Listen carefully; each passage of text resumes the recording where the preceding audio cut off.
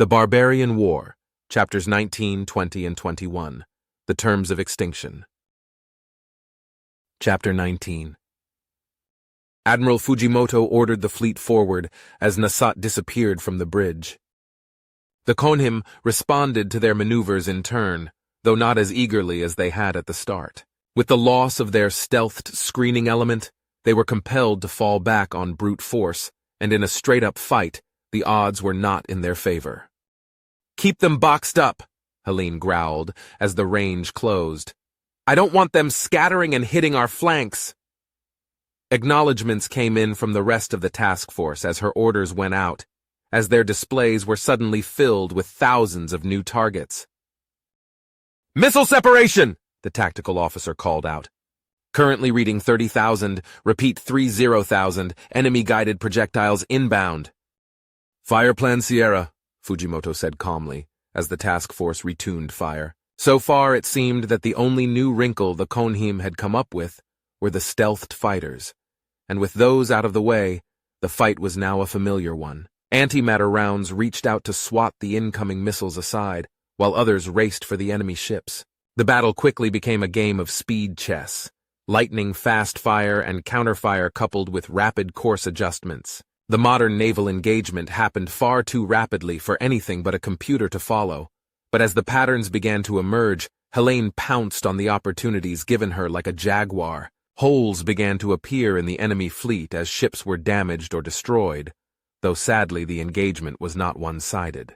Zaronk itself shuddered as klaxons began to blare as the enemy missiles found the chinks in her armor. The battlecruisers Kukri and Wakizashi were brutally hammered, rapidly shedding life pods, as the rest of the task force shifted position in order to protect them. But without more ships or some radical new technology, the Konhim fleet was fighting a losing battle.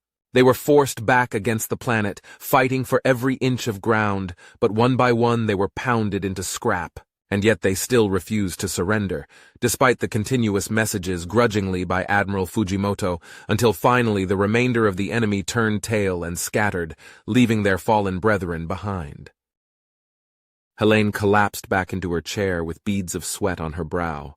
"Damage report," she managed to get out, feeling the post-combat crash coming on as the adrenaline in her system began to break down.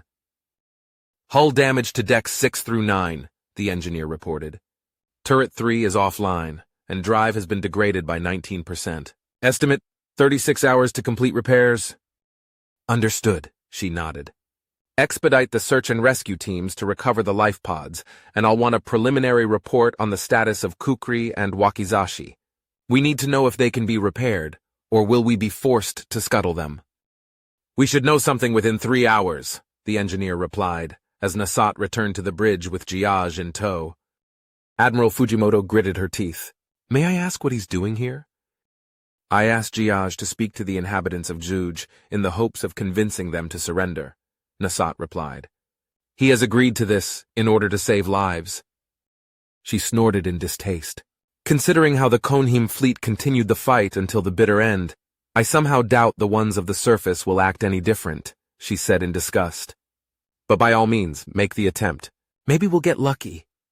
The tone of her voice suggested she was less than enthusiastic on the subject. "Did they die well?" Nasat and Helene turned to face Giage, who was staring blankly at the display. Shattered ships and wreckage filled the screen. "Yes, they died well," Fujimoto said at last, "as well as anyone could have asked of them." There was an odd cast to her eyes as she regarded him, before she turned back to Nasat. "Even if they do surrender, we can't afford to stay here forever, nor can we spare the troops needed for an occupation force. They're certain to bring reinforcements, and if we get bogged down, we're done for." "I understand," Nasat said unhappily. "Do we have communications with the planet?" "We've been broadcasting continuously since the battle began," Helene replied. "So far, no response."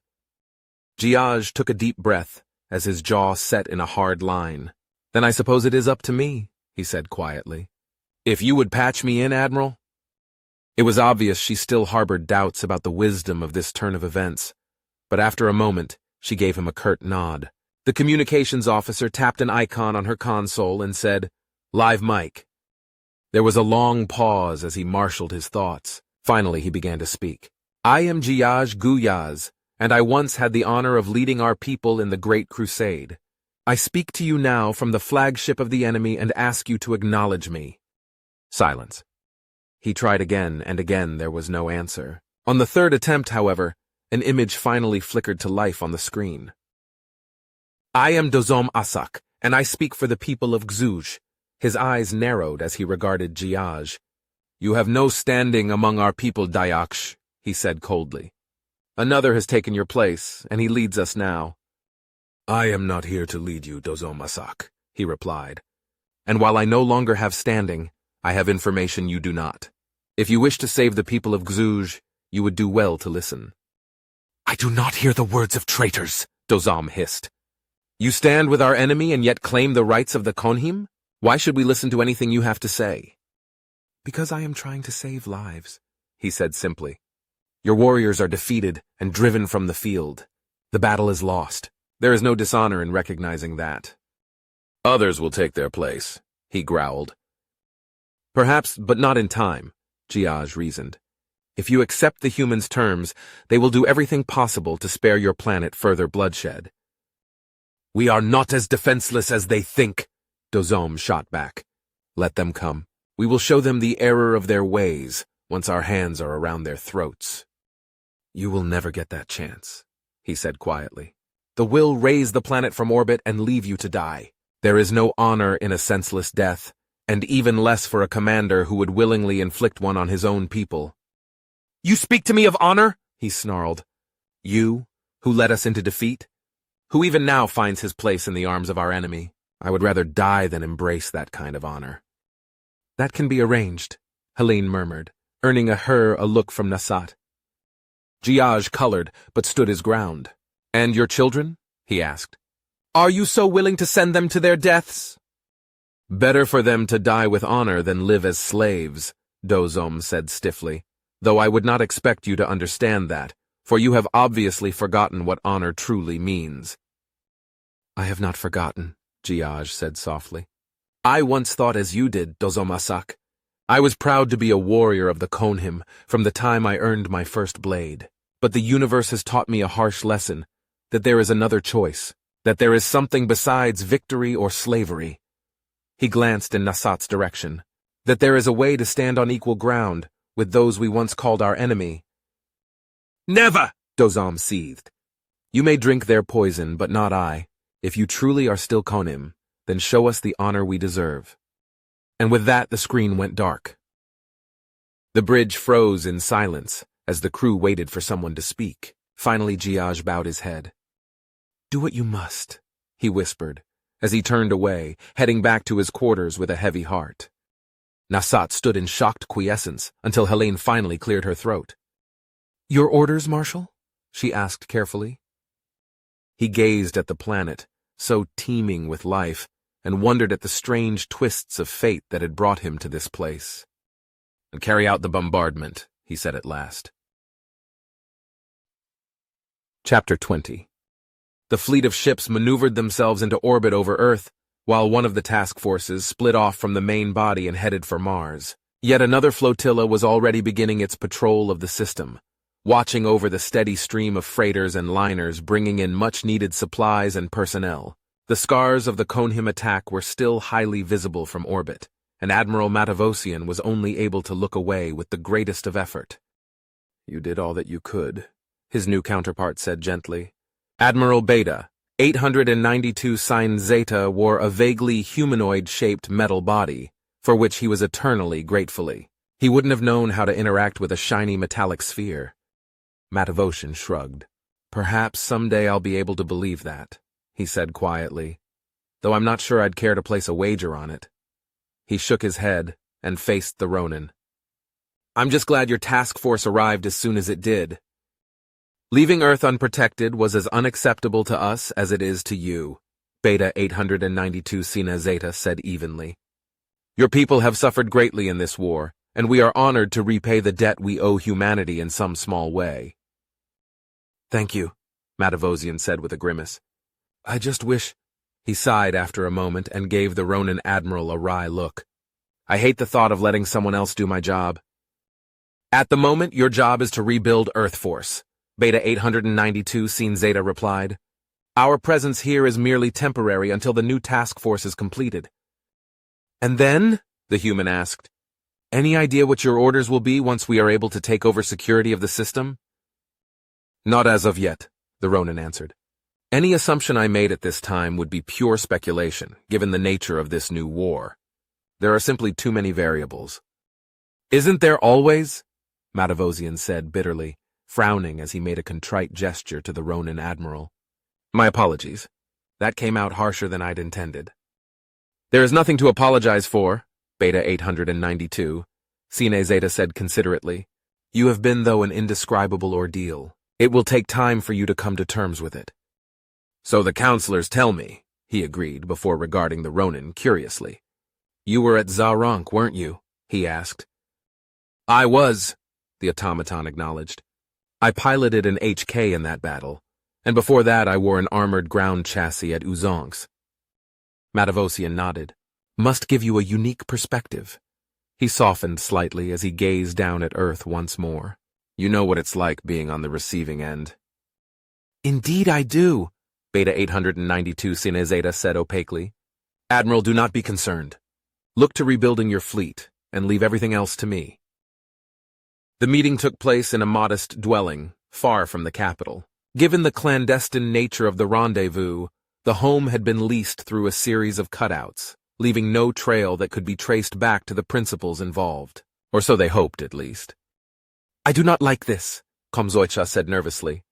We have held up our end of the bargain, he told the shadowy figure appearing by hologram. So I believe it is time for you to show yourself. I must respectfully disagree, the figure replied. Were Minister Singh to learn of my identity, it could have devastating consequences for all of us. I believe Komzoicha speaks for everyone here, Laswarth chimed in. We are the ones taking the risks, after all. I assure you I am risking more than any of you, the figure retorted.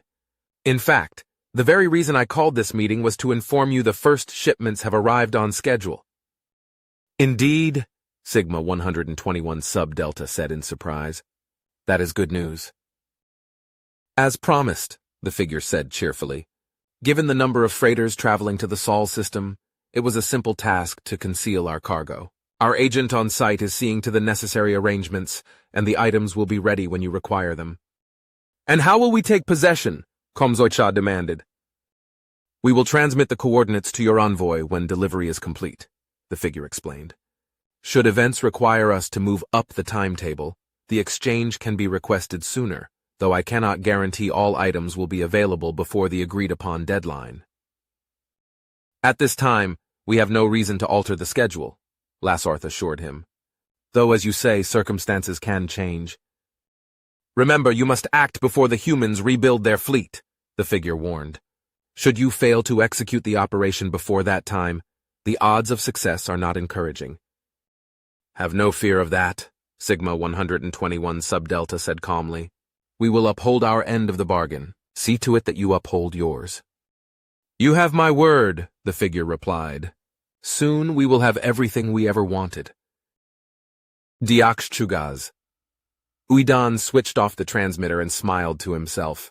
The former ministers were so focused on regaining what they had lost, not to mention taking their revenge on the humans, they had never even considered the possibility they were being manipulated.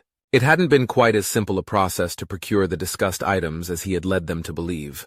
But no matter. There were others among the old triumvirate races that were just as eager to see an end to the human primacy, and just as easy to beguile. Being complete neophytes in the ways of treachery, they had made the classic blunder of assuming they were the ones in control. Fools! The plan was moving steadily forward, though not without setbacks. The losses of Zack and Zuj had been foreseen as possibilities, but that did not make their loss any less painful. Still, sacrifices were necessary in war. They'd salvaged what they could, but their real value was yet to be seen.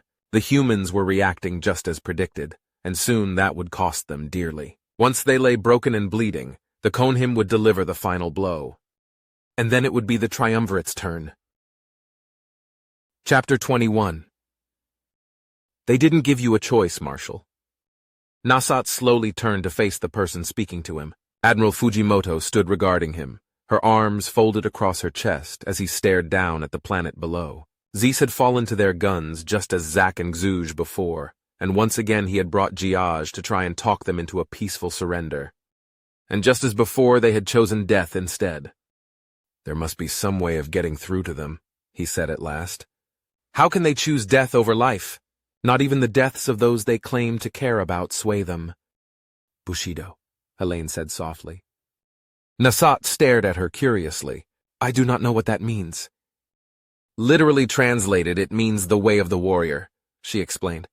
It was a code my ancestors once followed, a very long time ago. The Admiral gave him rueful shrug. It was an attempt to bind the warrior class, samurai, with august virtues, to ennoble them into something more than mere killers. Values such as honor and compassion and respect. He nodded slowly. Those are admirable traits indeed. But I do not see the connection.